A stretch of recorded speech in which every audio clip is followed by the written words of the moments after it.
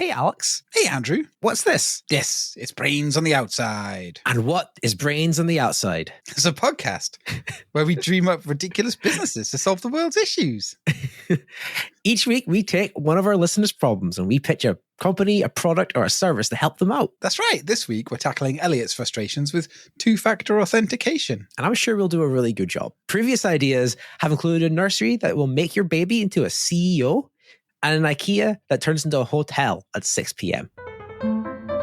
Alex, we are our business podcast talking about business things and business problems. Mm-hmm. So I thought I'd bring to you a little game I made up from a crazy fact I learned this week. This is proper business stuff. We're going to talk about money. We're going to talk about the British industry world. Now, I feel you host a business podcast, so I think you're qualified to comment on this. Are you talking about this podcast? Just this in general, in business. You have business credentials, right? I'm a big business boy. You're a big business boy. Yes, you are. So this is the game. I'm now really into Warhammer 40k. I sit and I paint these little plastic boys and I get them ready for the grim darkness of the far future where there will be only war.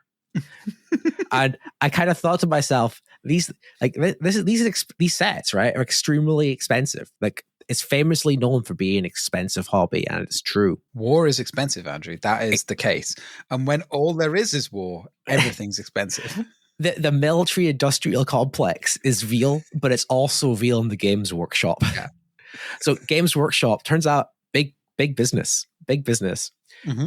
Really propping up the UK economy. I learned that it makes more money for the UK than the entire fishing industry. Oh my word. So to get us into a businessy mindset, I'm going to list some British companies and you're going to tell me if they're more or less valuable than this toy shop that prints little plastic men. Okay. So Games Workshop, just so you know, has around a £4 billion market cap. So that's what we're saying. That's all the scales we're at. So Marks and Spencer's, the supermarket, more or less valuable than the plastic men. More valuable. Correct. Aston Martin. Less valuable. Yeah. Oh, you're good at this. You are a businessman. Imagine you were the CEO of Aston Martin making these luxury, beautiful cars. Yeah. You're a Formula One team. And then these nerds, me, painting robots to fight on a tabletop is more valuable. The Man United Football Club. Ooh, more valuable. Wrong. It's the plastic men are worth more than the real men. Holy shit. Ocado. Ooh, Ocado. Less valuable. No, Ocado's more. Oh. That's my game. I should have been counting up the points because I just forgot to do that bit of the game. I think I got all but two right. Yeah, so you got 2 out of 5, 2 out of 4. Congratulations. Yeah. There's no prize here. Now, Alex, I think I've got a really good segue for the next bit. Games Workshop makes a lot of money, but I think this businesses that we're going to pitch today are going to make even more money. Ooh. Yeah, it was okay, I thought. I feel like that's a segue that would work for any episode, though, because all of our ideas are going to make a premium amount of money, more than Games Workshop.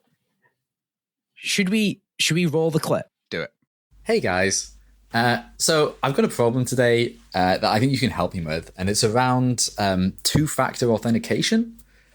So I think this is probably something that all of us have to deal with now, where maybe you're logging into a bank account or an email or something, and to confirm who you are, to make sure it's really you who's trying to log in, they have various hoops that you have to jump through, which is supposed to make it more difficult for someone who isn't you to log in.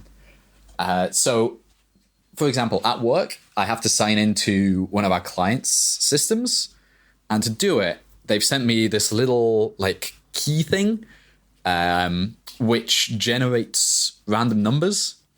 And when I try and sign into their account, I have to input one of these little random numbers, and it lets me log in. So already this is a bit of a faff because I'm always losing this thing and I have to find it. But recently it broke.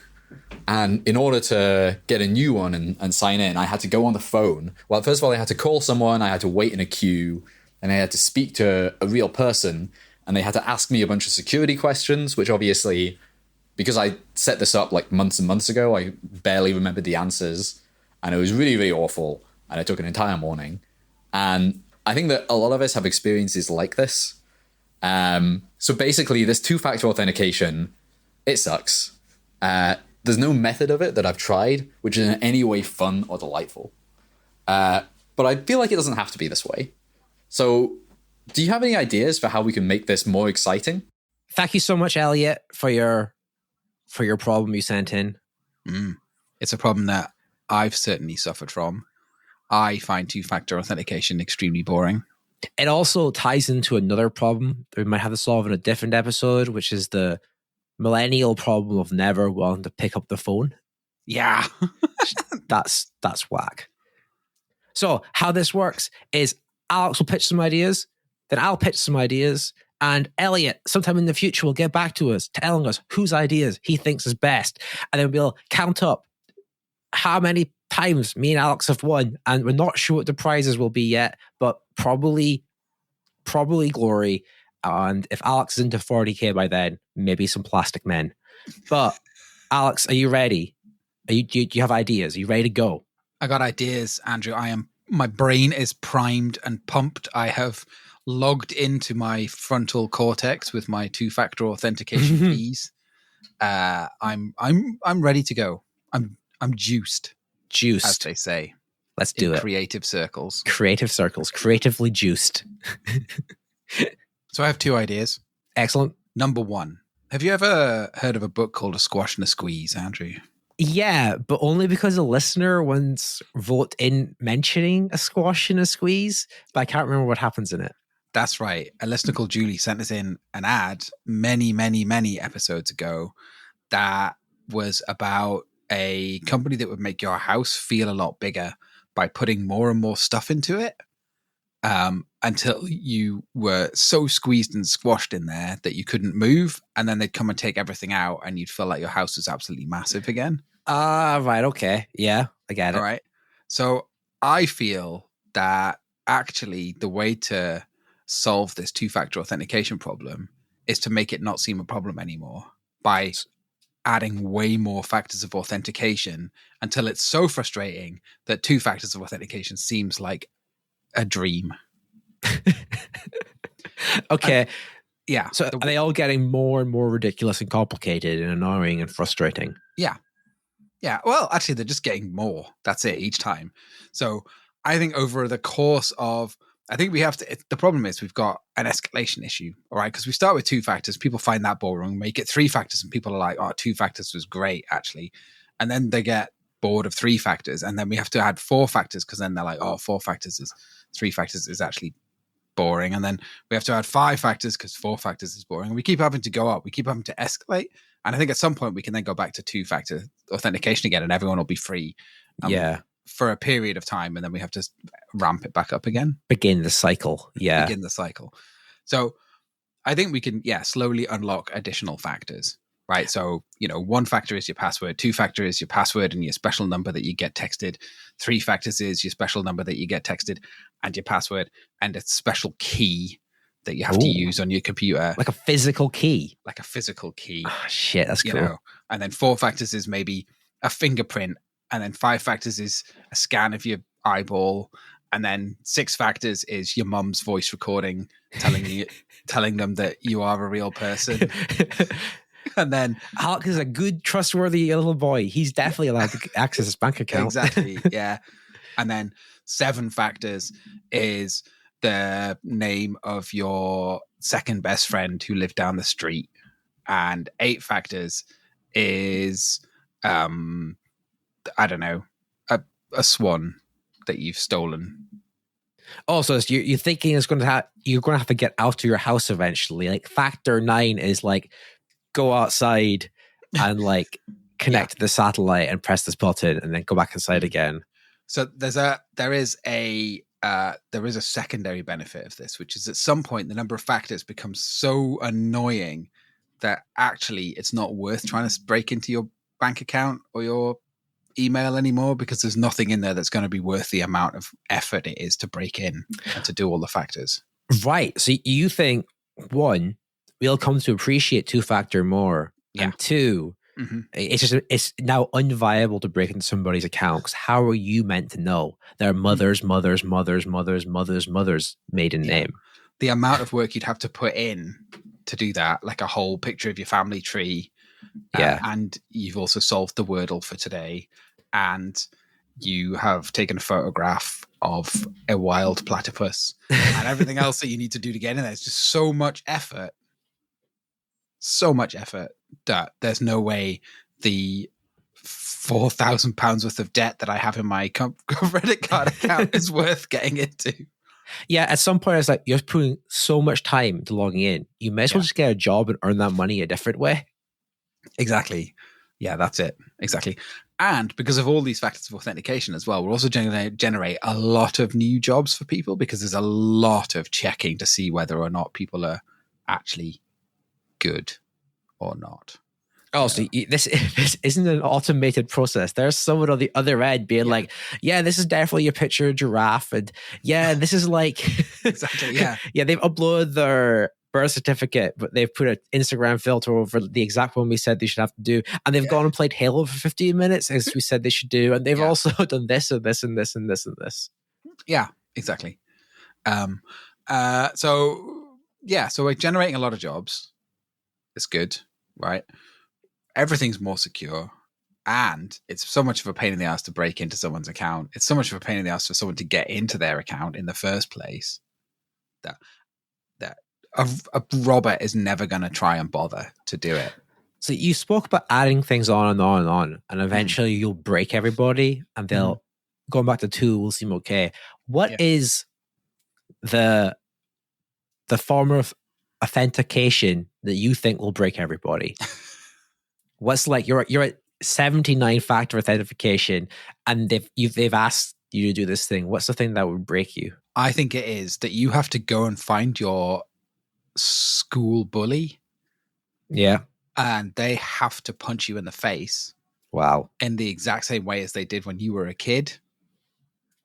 So you're thinking it gets psychological. It's actually like, it's psychologically so demeaning to sign into this website. It's like, I don't want to buy the 5th season of Suits on DVD from eBay that much. Yeah, exactly. Yeah. I don't need to see what my overdraft is. I'm just going to live through it. Okay, I like this.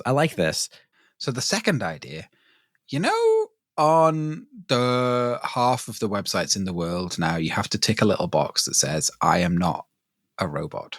Yeah. What if instead of it said, I am not a robot, it said, I am who I say I am? Okay. You tick that box. All right. And that's how you get into the website. Now, that's the only factor of authentication. That's it. You tick the box. It's not even a password. You just pure trust. I am Andrew. Oh, wait, no password. Don't type anything in. Nothing. You don't type anything. It's just like, you tell it who you are. I'm Andrew. And I tick the box. And that's it. I'm in.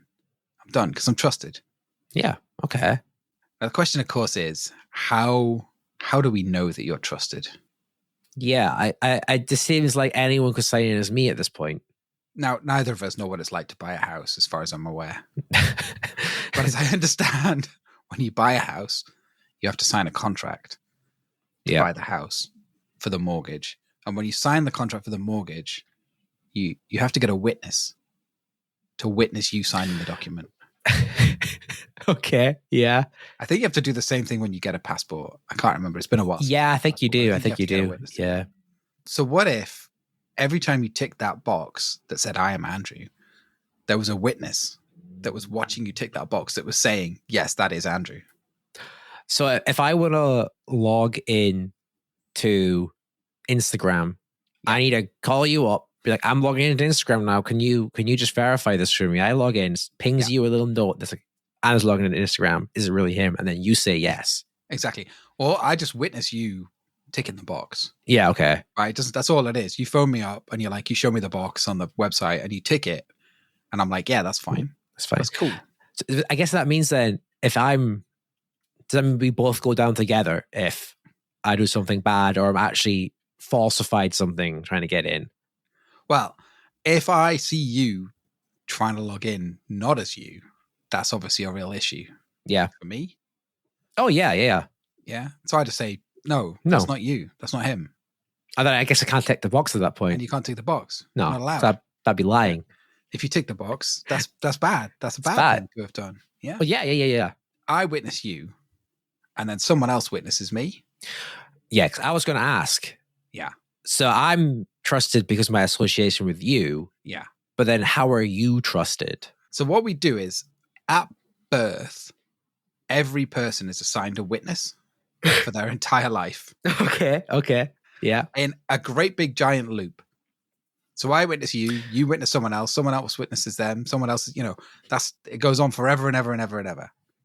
Until eventually there's a huge loop and it comes all the way back around to me again. And the person who witnesses me. So we have this circle of trust of everyone in the loop has an official witness for witnessing every time they sign into something. This is like a modern version of a Godfather or something. So when you were assigned to not really be your parent, but to watch over you, protect you from danger and trouble. Exactly. And make sure you can get into blue sky. Yeah. Absolutely. That's it. Do they have other rules like a Godfather does? If I called you up and it was 4 a.m. and I was trying to get into eBay to compulsively buy more paint to paint my little army of Tau? Yeah. Do you have like a moral role of being like, maybe not actually? You don't want to do this, Andrew? Yes, I'll witness you and let you in, but are you sure this is what you want? Or is this purely like, do you have any moral authority over me in this situation? I think that depends on the state of our relationship.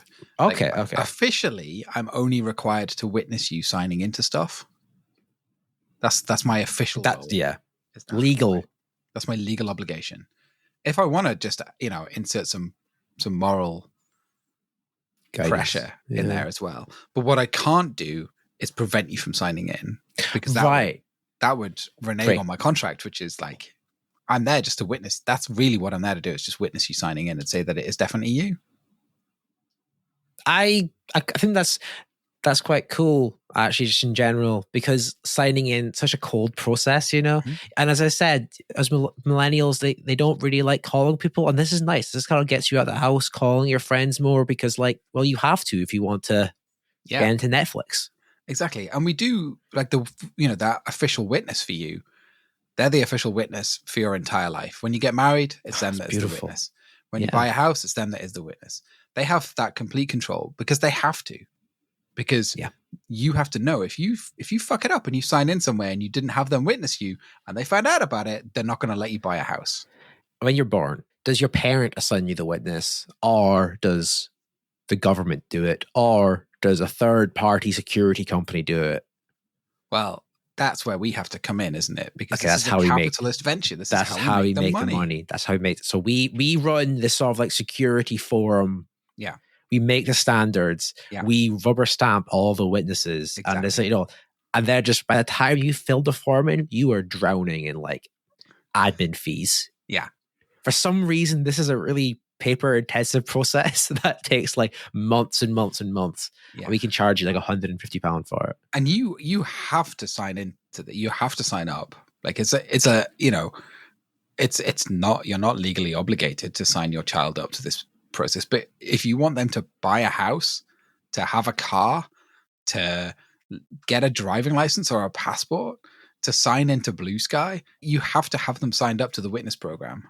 I have one final question about an expansion of this, and a way I think we can push this through is that we start competing with other forms of identification. If this idea competed with the passport and competed with the driver's license, you got the passport control, and the American border guards are like ready to send you somewhere, like into an interrogation room. You're like, whoa, let me call my witness.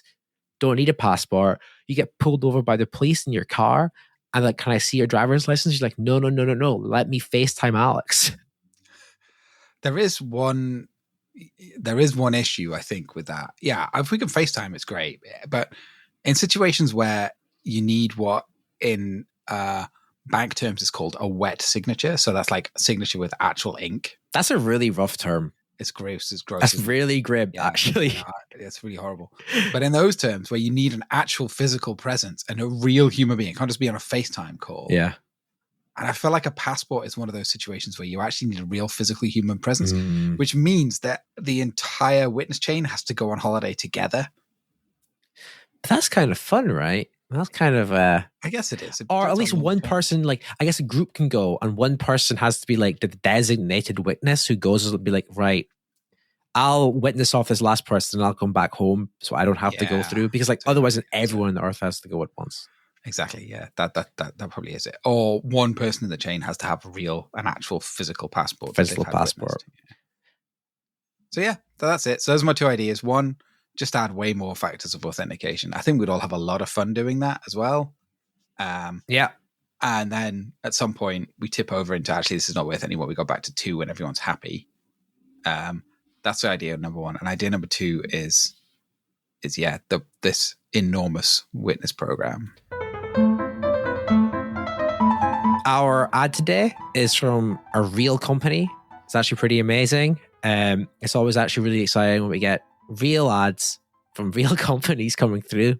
Wow. To pay for all my plastic needs. This is from Peloton, who point out that they've really mastered the treadmill. They've really made a really excellent and amazing cycling machine. Mm-hmm. But I'm not sure what you're like, Alex, but these things still require effort. They still require you to run and require you to cycle. I hate it. Which it sucks. It really sucks. That's the problem with exercise, really. And that's what the researchers and scientists at Peloton have found, that you can build these machines, but it's hard to convince people to actually use them.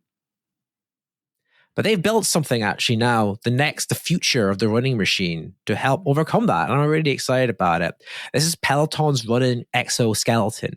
This is a full metal suit that you strap yourself into, and then it powers your legs.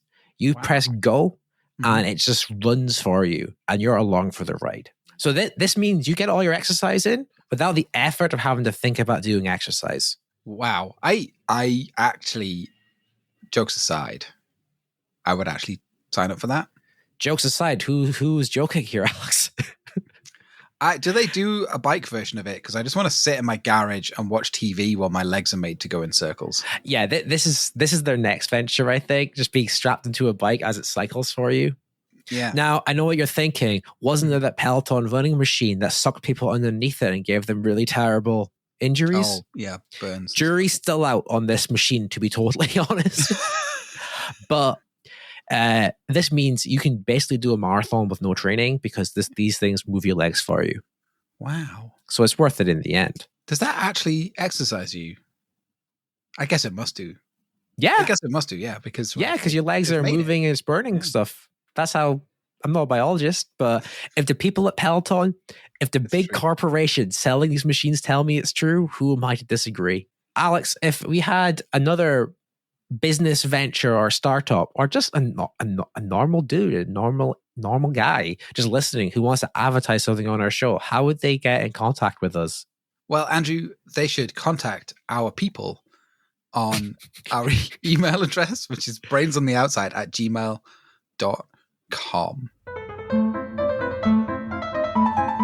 All right, Andrew, that was the ad break. Now I would like to hear, please, your solutions for fixing this 2-factor authentication issue. So I have one main idea, and then I have a couple just random little thoughts, and I'll get them all out. Okay. But I think what I kind of pondered on was why do we need 2-factor authentication? Really, why do we actually need it? And it's to stop people breaking into your account, right? And that sounds kind of obvious, but the root there is the problem. It's your account, and you're protective over it, so there's your personal data in it. Yeah. So I say, just get rid of that. You don't need 2FA anymore. So my solution is that everyone just shares an account. Like how you share around your Netflix password with your family, you share around your passwords with everybody. There is one Twitter account. There is one Facebook account. There is one eBay account. And we just go from there. I like this, especially the bit where we have one bank account. Yeah. Yeah. Okay, I can see. So do we split the subscription fee between us for everything? Yeah, All yeah, 7 billion of us. yeah. I mean, so it's $10.99 for Netflix, and you just split it between 7 billion people, and we all just share the account. Or it gets a bit difficult with messaging apps, I think. But I think we'll just have to take turns. I imagine everything will end up looking like an old school web forum, like 2005, where you just leave things up there and people can kind of respond to it at their own will. I quite like this. Yeah, it means that everyone signed up for everything. Yeah. Yeah, you want Photoshop, you got it. You want Premiere Pro, you got it. This is it. I have multiple free trials of Photoshop. I have like 4 different email addresses for various things. They're all signed up to Photoshop to get their free trial. No more, because you are paying like 1/1,000,000th of a pence a month for it. Because you just share the account with everyone else. Wow. Yeah. I foresee absolutely no problems with this whatsoever. No?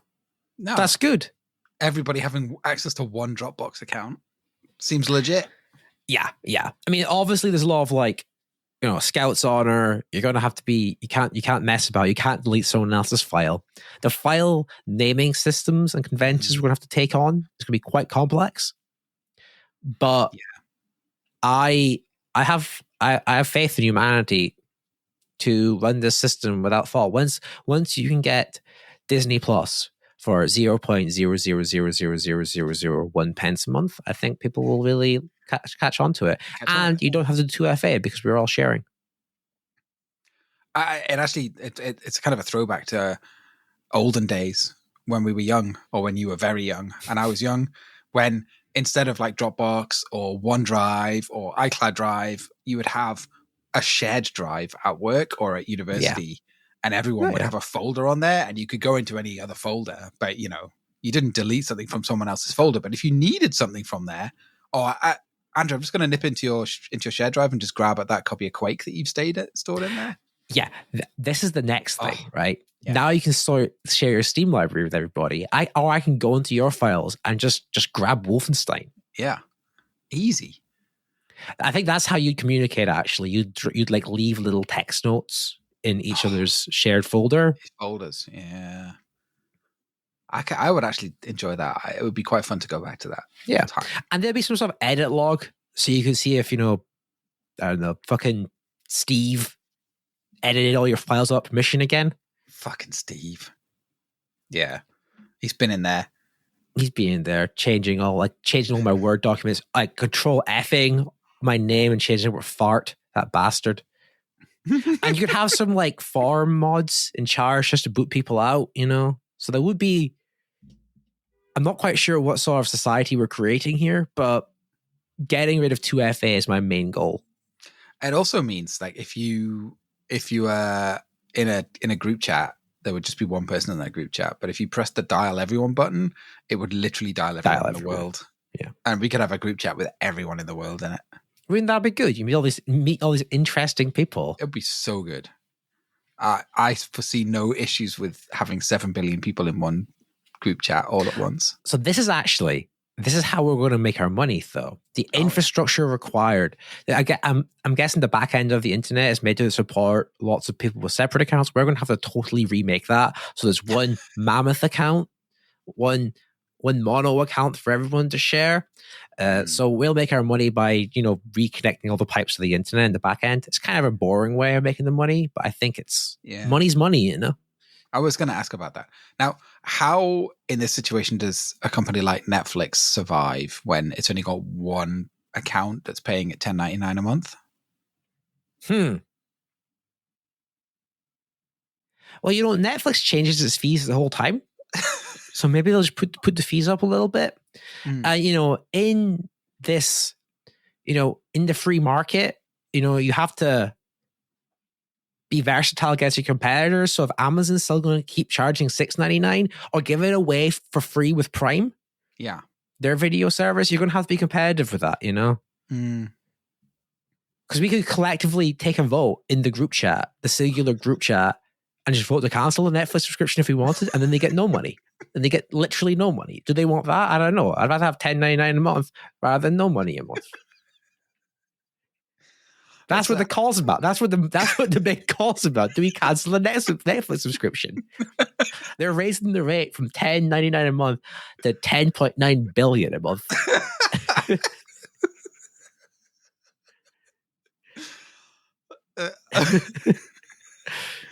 Yeah, okay. Yeah, I guess that makes sense. It would make for a really interesting debate about whether to keep the Netflix subscription or not. Yeah. But because we've also got one group chat, that's not the only thing that we have to debate. Actually, all politics can go through that one group chat as well. This everybody in it. This is interesting because I don't want to say his name on the podcast, give him more airtime, but Elon Musk wants X to be X, Twitter to be, the town square. Yeah. But his problem is that, I mean, it's obviously not as good as this app we're imagining, where everyone's there all the time and I can tell every human being on earth. And I'm just like, so what do we all think of Rishi Sunak today? Maybe we could we should get rid of him. Well, yeah. I mean, is there only one electoral roll register as well? Is there only one registration on the electoral roll? That's an interesting question. And also, like, the petitions website that there is for the government petitions in the UK, is there only one account for that? So if one person signs up for that, then that's all 70 million of us or whatever there is in the UK all sign up at once. Yes. It's a complicated one. Because there's a few places, like also my dentist. I have an account for my dentist's website so I can make appointments. Is there only one dentist's website account now?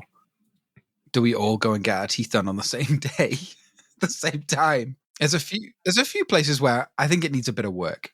Right, we need a little think through. Yeah, I don't. This is an early idea, but I think the dentist thing. Yeah, there's one account, and yeah, it's a bit of a free for all. But trying to get an appointment with the NHS right now, that's a bit of a free for all, Alex. I guess it's just exciting, isn't it? Like if you manage to sign in to the dentist's website with the one dentist account, you get the appointment, and then it's a fucking race to get to that appointment. Yeah, like there's a queue down the street for that appointment. Because the appointment is everyone's and it's just the first person through the door.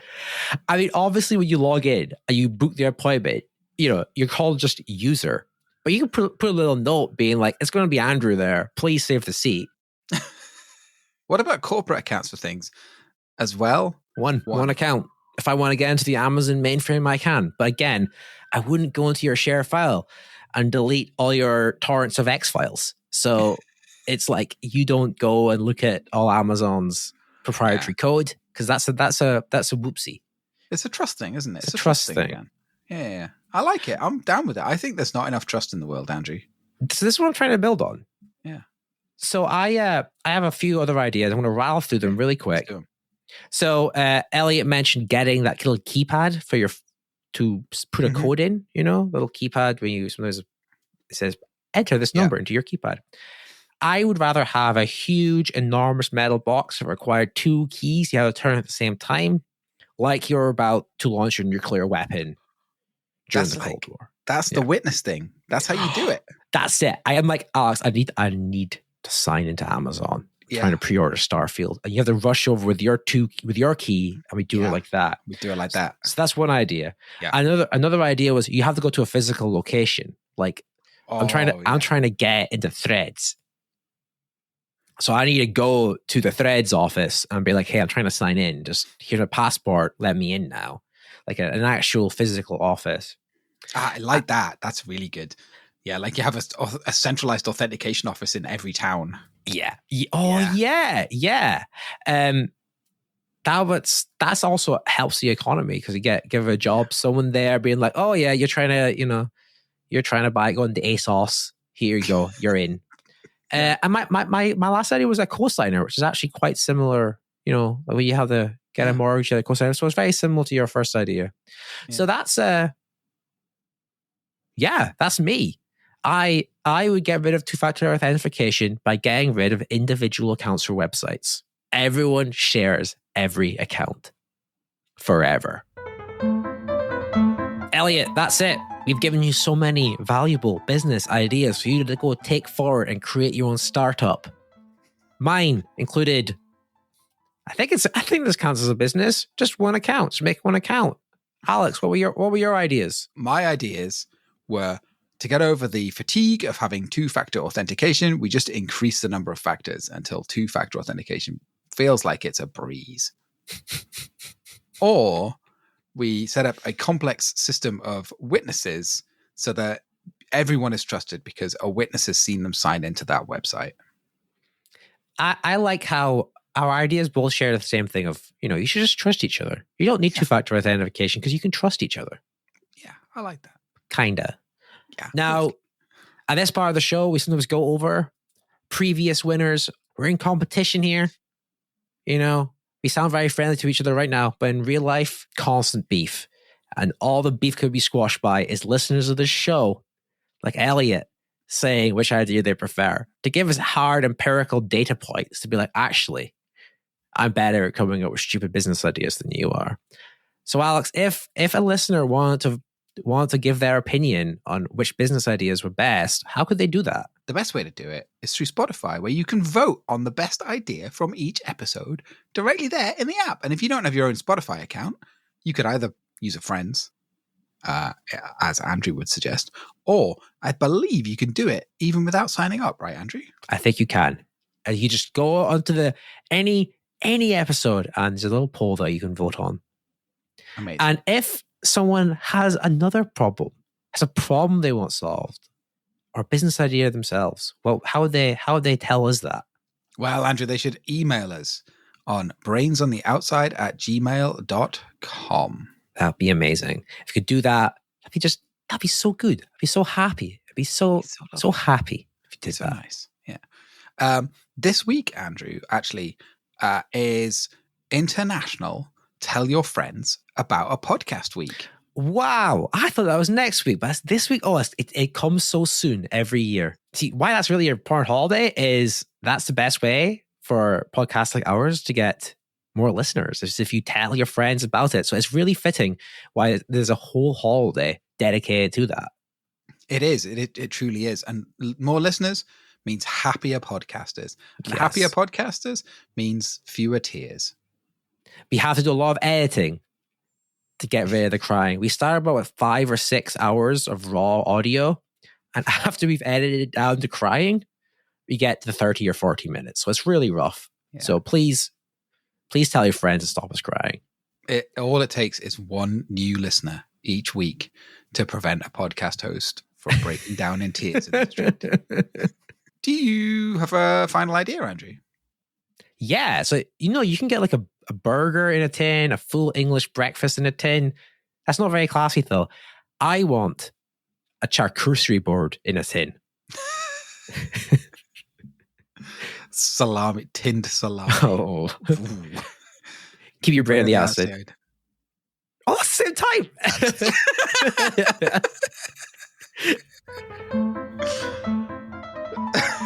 time.